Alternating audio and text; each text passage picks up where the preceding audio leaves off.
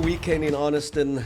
What a weekend. You talk about uncontested scrums. We're into Tuesday and I still feel like I'm having an uncontested scrum. I don't think I've celebrated as much in a long, long time. A fantastic weekend. To kind of get that pub atmosphere, the Arniston Hotel pub. Be there with Dobbo, with Monty, with Rock, Willie Delport, with lots of other people, with our families. Watch the Boks go back to back and do it. Having to rely on skill in terrible conditions because there were no scrums for the best part of 30 minutes, the last 30 minutes of the game. But an important series win in the context of how good the Springbok team is, Zels. Yeah, I think definitely that's a recurring theme of the season is you got to tip your hat to the Boks for the result. You know, it's a big win and it's in Australia. It's back-to-back victories in Australia. That's something that's much better. Much better Australia teams, obviously, that they've played in the past. But South African teams have struggled in Australia. The history is against them there. And, they went there and they got the job done. So, great results. And they went to two places. Suncorp Stadium, where they had won once in the professional era. And they won brilliantly. They were 33-0 up after 65 minutes. The only try Australia scored, we keep on reminding people, is when the Boks were down to 13 players. And then they still struggled to score that try. It was 33-7. And then to keep Australia tryless again, playing an evolving type of game, it's more attacking box style, to keep them tryless, to get to 30 points, to get the bonus point, to come away from Australia with 10 league points and concede just one try. I think that's the biggest takeaway that Rassie will look at and say they crossed our line once, and they crossed it when they had a number advantage of 2. Yeah. That for me, that is the hero of this rugby championship so far for South Africa. It's been their defence. They're tackling in the 90s percentile. And like we said, they've conceded one try, which is far less than anybody else. I think the Wallabies and the Pumas have conceded 9 each. I think New Zealand's conceded 5. We've conceded 1. So the defence has been amazing. Quite interesting. That's not at a high rate of dominant tackles. It's just efficient tackling on the gain line, close in, and they've kept these teams out. So, again, not the best Wallabies team we've ever seen, but still. Now, what does Portugal say now? They want to play the Wallabies. Portugal got 3 tries against us in Bloemfontein. Yeah, exactly, mate. I mean, they back themselves at the moment to be competitive with the Wallabies. Yes. I mean, Georgia were competitive. They lost 40-29 and they were finishing the stronger. If that game had been played up north or neutral ground, you'd back Georgia to kind of run them very close. Totally. You know, I did a lovely interview with Off the Ball a bit earlier today. Wonderful friends of ours in Ireland. Great platform. And they were like, how good is it to be in South African rugby at the moment? How good is it to watch these Springboks at the moment? And I kind of said to them, we also have to keep perspective. We drew a series at home against Ireland. 1 played 2. And debatable, the reason we call ourselves 1 is because we won the World Cup. But both teams on par in terms of strength. Very little to choose between them. When they played in Pretoria, when they played in Durban, when they played in Dublin, when they played in Paris, 1 score separates those 2 teams. They are without a doubt the 2 best teams in the world at the moment. And that's what we keep on having to go back to as an anchor is, where were we when we played against Ireland? How are we evolving our game? Because the measurement, the yardstick is not the Wallabies. As mighty as the Boks are at the moment, the Wallabies are woeful. Yeah. So as you said, you can only beat what's in front of you. But that context and perspective can't be reinforced enough that we didn't go over there and beat Sterling Mortlock's Wallabies. We didn't go over there and beat Georgie Gregan and his mates. We did what you expect of a world champion dominant team. We destroyed a very, very vulnerable opponent. Yeah, totally. And I think, you have to also tip your hat to Rassie there because I was critical of them making 10 changes and potentially losing their momentum. But they got this result with 10 changes, losing their captain in the first quarter, a bunch of new blokes in the lineup. You've got to say that you probably think the Boks got more out of this result with 10 changes than they would have if they'd played the A's and won 50-67. Without a doubt, and I think a lot of the comments that we got the last time when they announced the initial thing and there were 10 changes and people were like, hey guys, relax. Spoka, relax. Well, we relaxed, okay? Yeah. Never doubt the genius. Never doubt the madman. Never doubt Rassie. It's not doubting him. It's it's having a rugged discussion. But he knew how he had loaded that bench, that he had that insurance policy. And like when you do see an Eben charging on, it does lessen the blow when your captain goes down, and one of the greatest locks in world, one of the most capped locks, is the one that's coming on to replace them. Correct. I just found again that we make so much of the bomb squad and the effect that and the impact that they have, but in a way, again, it was like everything fell for us because we had to do it differently with the uncontested scrums. Now, I've never known Australian props to line up to get knocked out like that so early in the game. I have to go have a doctor's appointment. I've got an HIA appointment. You look fine to me. You've passed it. No, I haven't. It reminded me when I was at school once, and this one of our players, it's a cricket game, and we played against a guy who already playing for the Western Province team, Paul Raymond, who was very fast at schoolboy level. Is he related to Sean Raymond from the Leon Schuster rugby? No, I video? doubt it. But the first time the ball hit him on the pads, they appealed. The umpire gave not out, and he said, "No, it's plum." And he walked. He wasn't facing another ball. He actually walked himself. This looks too quick. He's too quick. He wasn't sticking around for the inevitable. Yeah. And I think those Aussie props weren't sticking around for the inevitable. No, spot on. I think they're going to. It's going to be tough for them playing against the Pumas away. We knew the Pumas weren't going to. We hoped that the Pumas were going to pitch up, but they were still drinking in Wellington for a long, long time. And credit to the All Blacks, they did give that grunt and that intensity that was required. But their game was done by half time. Also poor conditions. They changed a lot with their back play, lost structure. Argentina came and got a consolation try. So important that the All Blacks came back and demolished the Pumas in the context of them coming to South Africa for back-to-back tests. Yes. Equally important that the Boks were so brutal in dismissing the challenge of the Wallabies. But context to everything, it's going to word that we're going to use a lot today. Context is that Welsh side that we put away by close to 50 points at Twickenham struggled in Australia and lost both test matches. I keep on going back to the intensity of that Island series. You just can't compare to what we saw against the Boks and the Wallabies. I mean, that was one place 2 in the world, and this one was one place 10 in the world. Yeah. And I think, the All Blacks are on their way to South Africa. Ireland and the All Blacks, arguably England, are teams that can keep the box sharp because there's a lot of riffraff hanging around at the moment. Guys that are in stages of rebuilding with serious question marks in the fundamentals of the game. And so I think that's going to be a big challenge for us, because when you are in a state of transition, when you're trying to keep a team frosty for the next World Cup, and it involves maybe moving on some really experienced guys for some youngsters, you want to be testing those youngsters against dinkum opponents. And so when you kind of have these guys that are fall guys as opponents in the lead up to that, it's quite tricky to gauge whether some of these oaks that are coming in are on the level. So I think that'll be challenging for Rassie to keep everybody on point and motivated and focused and etc. And so I think between Ireland and the All Blacks, those are very important opponents for us to keep us on the game. Do you see a very similar approach that he took to the Ireland series in terms of a match 23 that you may find it's 25, 26 players that make up, fitness permitting, that make up both test matches, and you're not going to see him making 8, 9 changes for the second test against the All Blacks? That this is a series approach. It's not about building depth here. This is about, I've had 5 test matches so far this season. I kind of know what my best 23s for the now to beat the All Blacks. Or does he still think I need to test a couple of players against the All Blacks that may be on that fringe or maybe in a pecking order of 3, and you see, can he become 2? Yeah, I think for you and I, and probably a lot of guys, Joe Public, would go full guns to beat the All Blacks, sweep them in the series. I think Rassie is pretty fluid in that. I think a lot of it depends on what happens in the first test at Ellis Park, how that result plays out, how the guys perform, what the margin of victory is, assuming the South Africa wins. I think all of those things will play into his thinking about what he does in the second one. Because he's always got an eye on the next thing, right? And the context of what this does for them. So it's going to be interesting. I don't actually know what Rassie's going to do there. Now, we know, we said all along that the Wallabies were struggling, okay?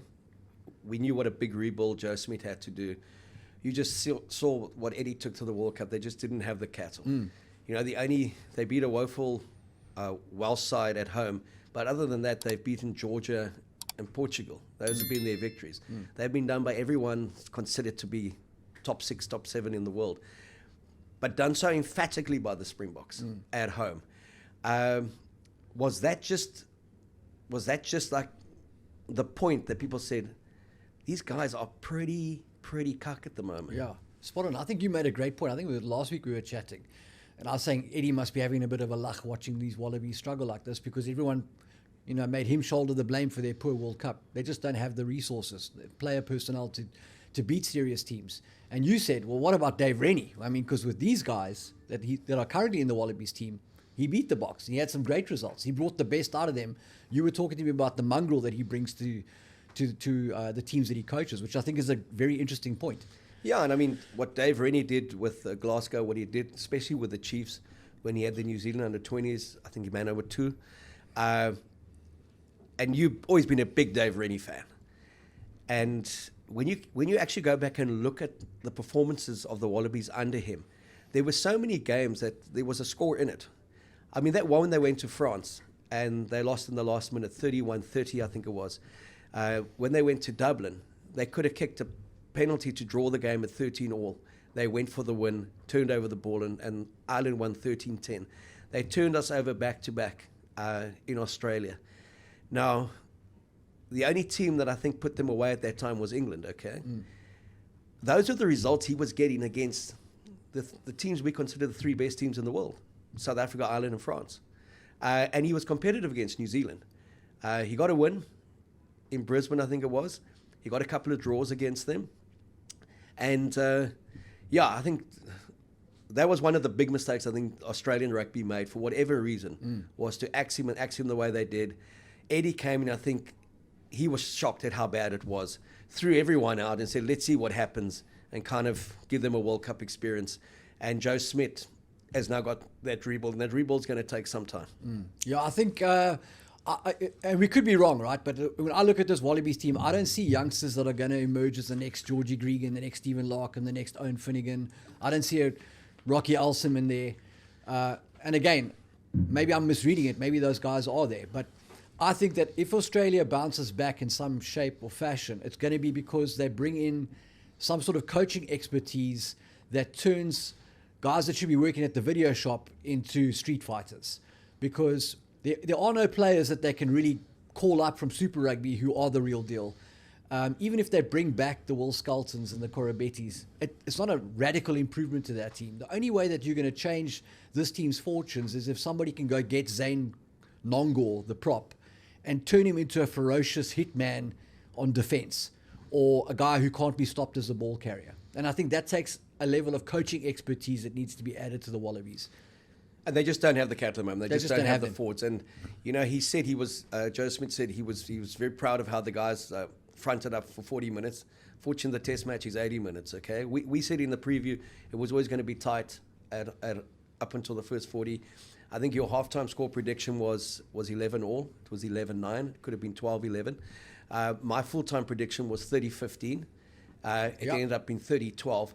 We were kind of, and that was despite the historical records in Perth, we were kind of leaning towards the A team will beat you by 25 plus, the B team will be 15 to 20 points. Totally. And that combination team. Totally. When you look at that first 40 minutes, and we spoke about Jan-Hendrik Wessels up against Alala Tour, when there was some scrumming in those conditions, we did concede 1 or 2 free kicks at scrum time. Was that interpretation? How do you think Jan-Hendrik went? Yeah, I think, so this is, for everybody that played in that game, I thought everybody was pretty good. There was nobody in that, for the Boks, who in that match who I thought, wow, this guy's really taken his opportunity and he stood out massively. Fussy probably caught my eye the most because in turgid conditions, he was assertive, aggressive, attacked the ball, backed himself, wasn't in two minds. I thought he had a very good game. But for the most part, I thought everybody did their job. They ticked the box. Satisfactory is what I would say. So Jan-Hendrik Wessels, I thought, was pretty solid at loose head. That first scrum penalty against him, I thought should have gone against Ala Alatoa. And our line-out functioned, and, we scrummed relatively well. And the mauls, we got 2 tries there. So, 3 tries. Sasha showed he was mortal, dropped a pass. Yes. Which should have been a gimme 7-pointer. Try to get a bit sexy with the one-hander. So, which was also like in the context of how his career's gone, it was just a reminder that he's still a young kid and he's going to make mistakes. I was very pleased for Rassie from an individual point of view. He looked committed. He looked confident. He looked positive. It was an important game for Lukanya to get through. I love what they did. We spoke about it in the week that you could find Andre Pollard on at 12 at one stage. You could find Mani Lebok on at 10. He doesn't have to worry about the goal kicking. I thought they would have moved Sasha to fullback, but I think it was also a good game to give Rassie a full run. They were trying things in the backs, and you can start seeing this picture develop of who they're backing. And when you think a guy like Damian Willemse still has to come back, Willie Leroux will probably be there for the rest of the season to play. I doubt he'll be in the mix next year unless he's playing exceptional rugby. Get to his 100 test matches. They may not even take him on the end of the year tour, or that could be his swan song. Just to see the kind of flexibility in the backs and that they can play more than one position. There was a bit of critique that I saw about Morne van der Berg's performance. And our good friends at Report also gave him the lowest mark, I think 3 out of 10. Really? Yeah, and it was his first test start. He's an eager, enthusiastic type of player. But I didn't think anyone warranted a 3 in the context of that performance. I mean, the only place in the world that's mastered the art of cloud seeding better than we have here in the Western Cape is Australia. I've never seen them play in the rain, and they played underwater on the weekend. And Morne van der Berg had to go into a team with 10 changes and keep the show on the road, basically with a snorkel. So I thought he did a decent job. I didn't think he had a bad game. I thought he was pretty solid, and the machine continued to roll. So I thought it was good. And Grobies, what did you make of him? Yeah, again, also did the basics right. The scrum function, the line-out function. I mean, the line-out is an area that the Boks will want to improve for the All Blacks, because I think we're operating at around 83%, which is, I think, the worst in the Rugby Championship at the moment. So the line-out's probably an area they'll want to get a little bit more accurate, but everything was fine. I saw Grobies get in over the ball.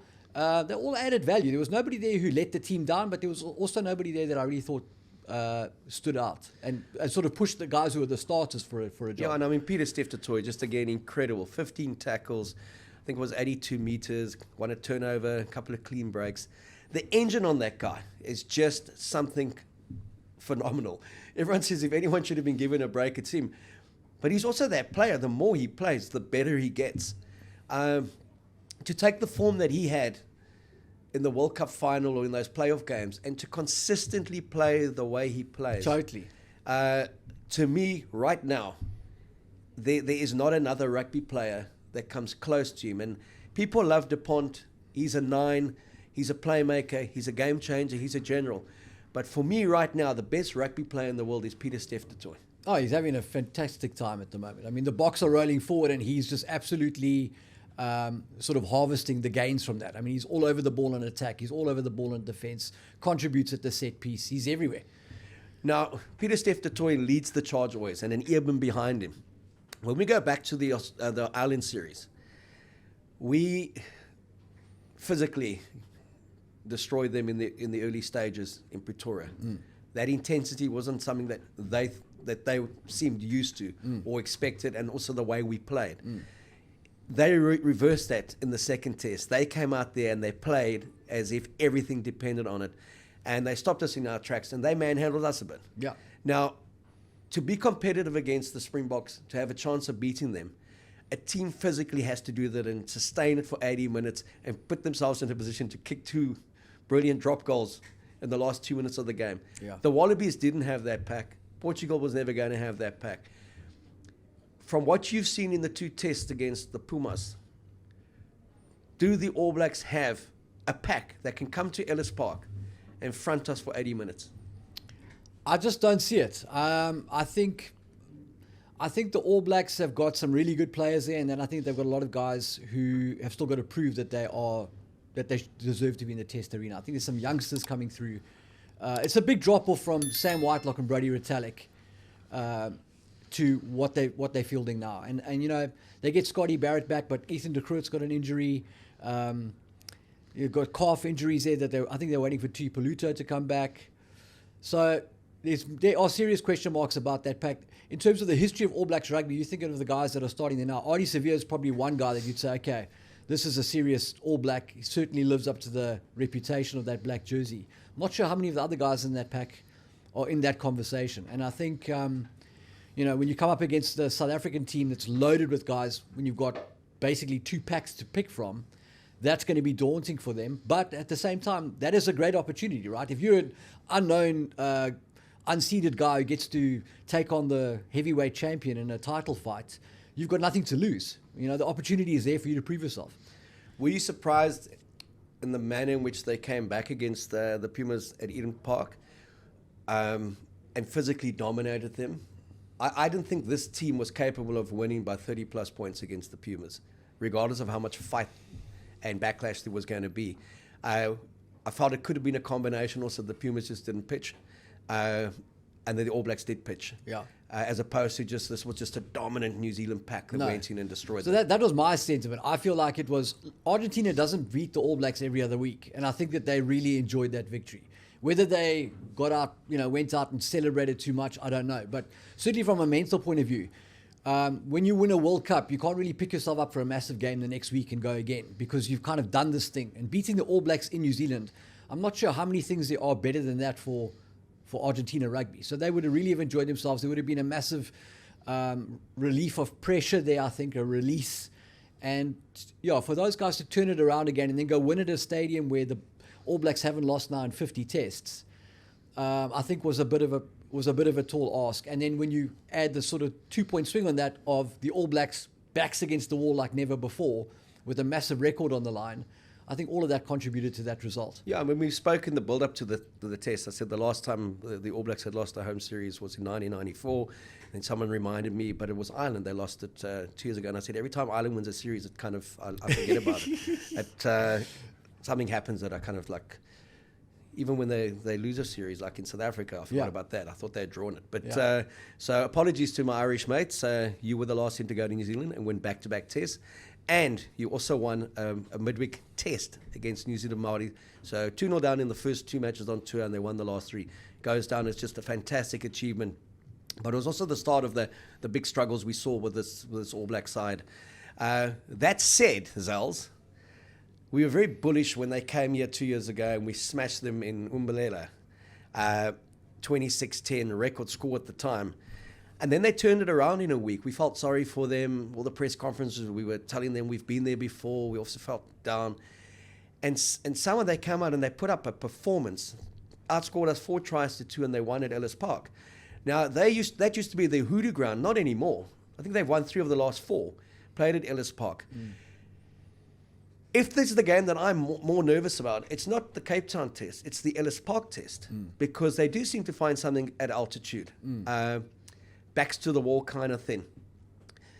Can they bring that intensity that's similar to Ireland, though? I'm not saying as good as Ireland's. Because of the history of the occasion, the 100-plus years of playing against each other, and the fact that they have won at Ellis Park before, and they've won well. Well, I mean, look, Ireland beats us with Kieran Frawley and a drop goal. One thing the All Blacks have got is enough backline players to stock the rest of world rugby.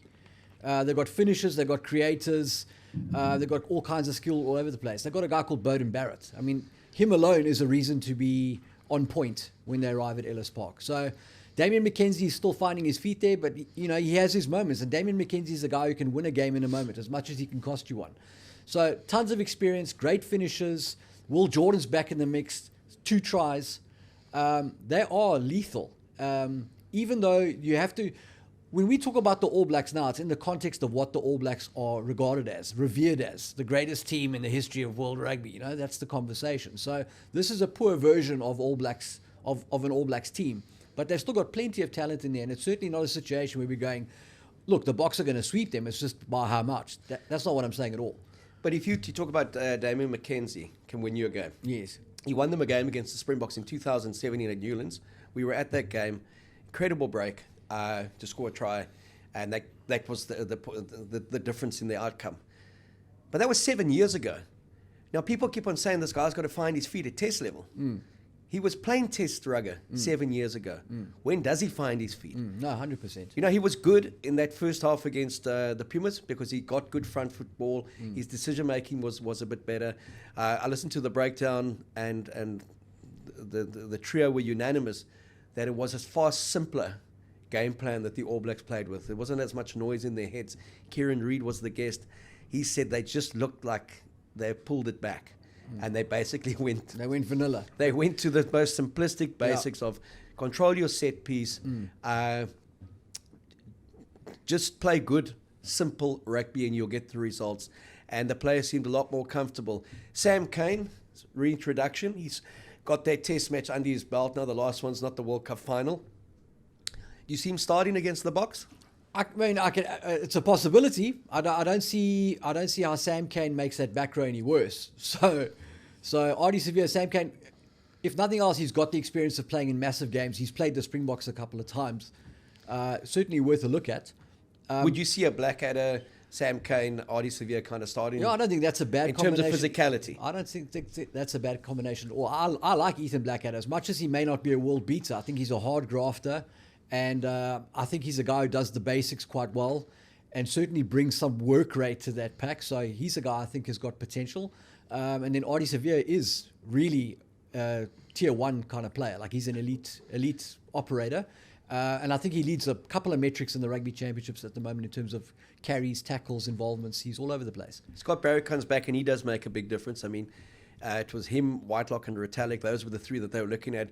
But their second row depth, that's probably where I see their biggest Achilles. Massive. Their second row. And then I don't know if they quite decided at 9 where they want to go at the moment. Perinara's experience and his physicality is something I think they will look at against South Africa. But his kicking game can be indifferent. And those other kids, they are the future. I just don't know if they're quite there just yet. But interesting how they finished that game. With Barrett at 10, they had Will Jordan at fullback. Ricky Ione, I think, on the win. Mark Telea coming on for Caleb Clark. So they really do. If we talk about our bomb squad with forwards, they have a bomb squad with their backs. Big time. It's just can those forwards give those backs enough ball. But Correct. from broken play, to be able to put Will Jordan at fullback and put Bowden Barrett at 10 and switch, put Mark Telea, who I think is their best winner, on. Best winger, And Caleb Clark off. No, they're blessed with an abundance of talent. And I think that's what I meant with the Damian McKenzie finding his feet. Is I don't think he's used to playing behind a losing pack in the test arena. And so there's some obvious changes that you have to make there. Simplifying the game plan is a great option. I'm interested to see whether they go with Bowden at fly-off in the series in South Africa, whether they stick with Damian. Big calls to make. Well, I think they'll stick with Damian in the context that he said he's got to just get that more experience because Richie Mo'unga is the one they want to come back. And by next year, I believe he will be back playing for the All Blacks. Then they know they've got an able replacement in Damian McKenzie. And then they can play that role with Bowden Barrett that they do. He either starts at 15 or he comes off the bench and adds impact. Will Jordan, though, out for most of the season, had a shoulder injuries, had some serious concussion problems. 33 tries in 33 test matches. There's just something special about when he gets the ball, he just creates magic, and he's got some serious gas. Yeah, I just don't know if they're going to persist with Damian McKenzie now and Bowden at fullback and leave Will Jordan in the wilderness. I don't really know what else that guy has to do to prove his value to this All Blacks team. And I think from a public sentiment / media point of view, like Razor has to get him into the lineup because people are not going to eat potentially a big loss in South Africa with Will Jordan coming off the bench and Damian tripping over his shoelaces. I think Razor is under a little bit of pressure there to do what would be seen as the logical choice and move Bowden to 10 and start Will Jordan.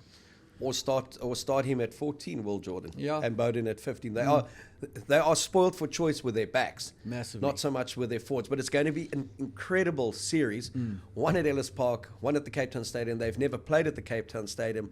A lot of those players, some of them will not have played in Cape Town as well because not being 7 guys in your squad that have never played in South Africa, and that's unbelievable given the loss of Super Rugby. And every time I watch these New Zealand commentators, there's so many different shows out there, they lament the fact that their players aren't getting that experience of coming to South Africa for a month, coming to South Africa for 3 weeks on a tour, playing up the Highveld, playing at altitude, getting that physical aspect of the game tested week in, week out.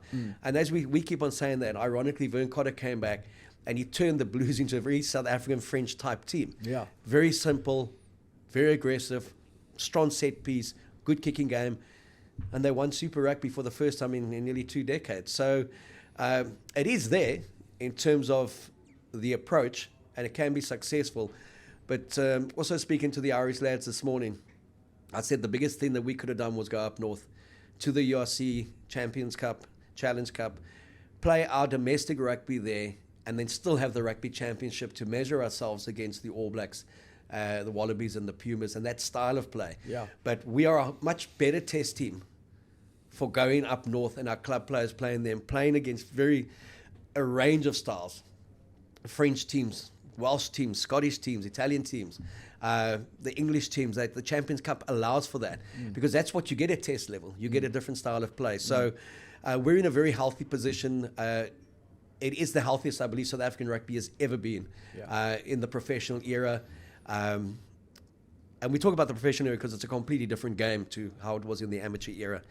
When we look at the context of the tour to Australia, the players that were injured that Rassie couldn't take, the ones that he took, who do you think advanced their chances the most, or do you think it's status quo in terms of pecking orders? I think the 5-lock position is going to be an interesting call to make. You know, is it an Adhere thing? Is Peter Steff going to shift back in? For me, aside from obviously Sasha was fantastic this season, BJ Dixon emerges as a real hammer to add value to that pack. And I think he has got long-term potential to stick around. And so what does that mean for Peter Steff du Toit? Because as we've already said, he's arguably our best forward. So there's some interesting calls to make there with Franco Mostert being injured and Lut Diaga out. You've got to make a call at 5 at some point. And this All Blacks test will be a good, like I say, our line-out has had some issues. So this All Blacks test will be a good challenge there at that set piece. What do you attribute to our line-out? I think it's got to do with changes. You know, you're making a couple of changes. That first test, we had Bongi come off early, Malcolm Marx back in. Then we started Grobbies. You know, when uncontested, and we played in the rain, and, you know, it's been a bit slippery. So Franco Mostert moving out, Peter Steff going to lock. There's been quite a few changes to that thing. And we also tried with some different combinations. I know we usually play sort of a 6+1 line-out. That's sort of our base. And we started playing around with a few 4-man line-outs that got a bit scrappy in Perth. So I think we are definitely in a stage of some sort of experimentation at the box across the attack. So I think that all contributed to that. Do you see as the season unfolds, given who's available in that, a back 5 combination of Dixon, Sear, Jasper, Peter Steff, and Eben has been pretty potent? Sure. I mean, name a better back 5. And we're not even talking about what we got up front. Okay, and there's tons of oaks you could rotate in. We got two sets of front rows. Kitsy's on his way back. Who'd probably be up there as the 2 best front rows combinations in the world. Now that kind of pack, and then an Adhere coming off the bench and playing that bomb squad super sub role, and that physical grunt that Eben and Peter Steff together give you, and that workman like you said, granite of BJ Dixon. To me, like you said, he's the guy who looks even better at test level than he's looked at URC level, and he's looked very good at the URC level in Champions Cup. Yeah. For me, he's the big find. Yeah. Outside of Sasha, I mean, Sasha's not so much the big find. He got given a playing opportunity. Yeah. And he's just reveled with it. But up front, it's been Dixon has been the one that's come through, and I think leapfrog quite a few other players. But so much talent in that box setup, eh? And we're a lot calmer now, guys. We're a lot calmer. Unless you had seen us in Arniston at the weekend, it was just to all our mates at the Arniston Bay Hotel, to Willie Delport, Ebets, going to the community, a community drive, going out and seeing the Seahawks. It's the local rugby club in Arniston, unbeaten this season. They asked us to do the jersey presentation. The legend that is Monty walked in and he saw the green and gold jerseys of the Seahawks, and he said it's going to be a great weekend. They wear green and gold. Such a professional setup and how they laid the jerseys out. Monty spoke beautifully, eloquently. That was the Friday evening. Ryan O'Connor hosted it. no one better than The Rock. Yep. The next morning, we were down at the rugby club with all the little pickies. Monty's chatting to them again. Just a wonderful, wonderful atmosphere. Villy and his ebets gave away prizes, gave away cell phones, gave these people hope, just gave them hope that rugby can make a difference in your life. And then we watched the game.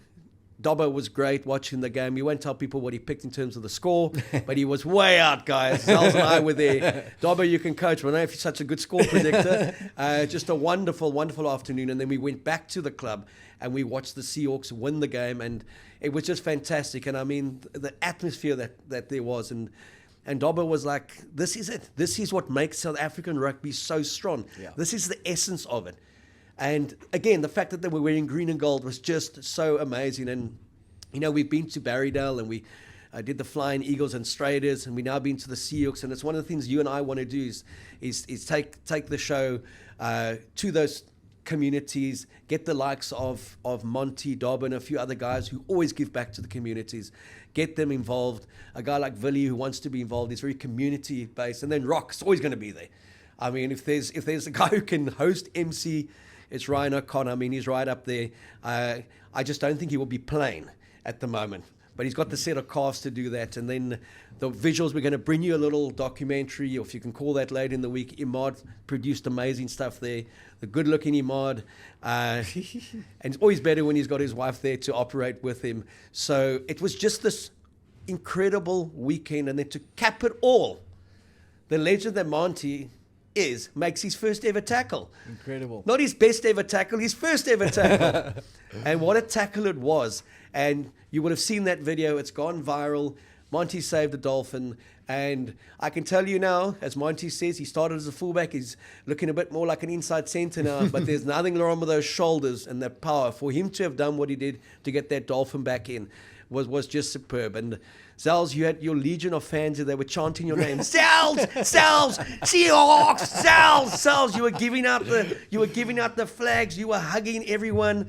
I mean, you were like a god there. Mate, it was great fun. A highlight of the weekend for me was to meet John Graham, who's got motor neuron disease, big fan of the show, and he came up for a photograph. We met him and his family, and that was just very special. So, a great time, met tons of awesome people, and great weekend of rugby. And you're a club man. You've coached at schoolboy level. You've coached at club level. It was your first time ever in Arniston as well. Yes. I mean, it's a piece of paradise. Okay, it's like a lot of people that were there with me said we haven't been here before. Why? And it's because we tell no one about it, because it is that special piece of paradise. But to be down there, just this golden sun that was setting, to see how organized that game was, the respect that there was between the two sides. Fantastic. To see Dobbo in the middle as well. Fantastic. Them not even they couldn't believe Dobbo was there. Yeah. And to see the Stormers coach giving back to the community in terms of his time. But we had just watched the Boks win. We felt good about Springbok rugby. But what this again showed us was the essence of our game is our schoolboy rugby, our schoolgirl rugby, our club rugby. And it's not just the 23 who play for the Springboks or the 23 who play for the Stormers. Totally. I mean, the Seahawks are the Springboks of Arniston. I mean, that is a team that represents the community. They're just not just a bunch of guys who love rugby who happen to be at the club. The community is represented by them. They are now a people that support an unbeaten local club. They were in imperious form, and fantastic game of rugby. Like you say, it was well organized at the final whistle. Both teams went and shook the ref's hand. There was no sort of animosity or bad vibes. It was just everyone celebrating a great day of rugby, and everybody had a great time. They had a big huddle afterwards, the teams, and the Seahawks got ready to celebrate a fantastic win. And we were fortunate to be in that huddle as well. So just a wonderful weekend all around. Obviously capped off by Drickus with that incredible choke win. It was just all South Africa, for all the right reasons, and like a popular South Africa. But I've got to do a shout out to a man who was probably the happiest, is the Stormers owner and CEO, Johan Leroux, when he sent me that scoreline, Polrus 36, Grey College 3. In his matric year, he says the only game they lost was the last one, and that was to Grey College, and they had a guy sent off early and a dubious try.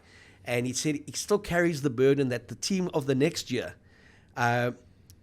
lost a couple of games, but beat Grey College. And so they forgot about their team of the year before that. But this team, 15 out of 15, I think it's the first time since 1991. Kubus Versace's team, Justin Swart, I think they were playing in that Paul Roos team. And I think it's the greatest defeat that Grey College has ever had. 36-3. And in the 28 matches that were played, 1 draw, 3 wins for Grey College, and 24 wins for Paul Roos. They've got a wonderful coach there, Corner Ace. And they've restarted their rugby program 4 years ago. And that again just shows you the value of investing in rugby, investing in the sport, and not just for Paul Roos or for other schools, but every school and every club. Without investment, without Old Boys getting involved, without sponsors getting involved, the Willie Del Ports of the world getting involved, the fabric of the game just can't be there. No, totally. You know, and Totally. and we saw that with the locals who supported the Seahawks. We've seen that with what Rick Melville does in Barrydale, with that club community. So I'm still on a high from the weekend, because over and above being able to watch the game in a pub, which I don't normally do, with my mate here and some very, very good mates, to then go down and experience that high of the local team winning, wearing green and gold. It really was just an incredible weekend. And we said it beforehand, the headline on our video last week was it's all green and no gold. But honestly, it was all green and gold, the colors of the Seahawks.